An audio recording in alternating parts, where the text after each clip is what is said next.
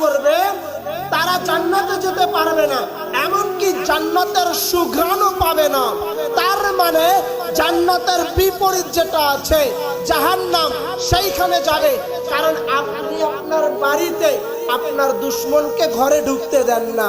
তো ইমাম হুসাইনের বিরুদ্ধে যারা কথা বলেছে, তাবারকের বিরুদ্ধে কথা বলেছে, মুহররমে সিন্নির বিরুদ্ধে কথা বলেছে, মুহররমে মাতামের বিরুদ্ধে কথা বলেছে, ইমাম হুসাইনের কন্দন, আহাজারি, নওহা, মার্সিয়া, এই জারির বিরুদ্ধে যে কথা বলেছে, সে খুদ ইমামে হুসাইনের বিরুদ্ধে কথা বলেছে।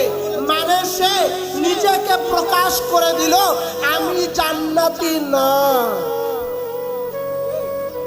কে জান্নাতি কে জাহান্নামী আপনি আমি জানি না, কিন্তু যখন লাউড স্পিকারে, মাইকে, মিডিয়ার সামনে লাইভে এসে ফতোয়াবাজি করলো, মুহররম করা যাবে না, মাতাম করা যাবে না, মার্সিয়া করা যাবে না, আজাদারি করা যাবে না, আমরা চিনি নাই কে জাহান্নামী, ও প্রকাশ করে দিল আমি ইমাম হুসাইনের দুশমন আছি, ইয়াজিদি মুসলমান।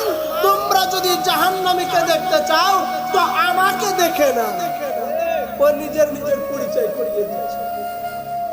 আর যে ইমাম হুসাইনের জন্য কুরবান হয়, নিজের গায়ের উপরে আঘাত করে, নিজের গাকে কুরবানি করে দেয়, ইমামে আলী মাকামের কদম মুবারক।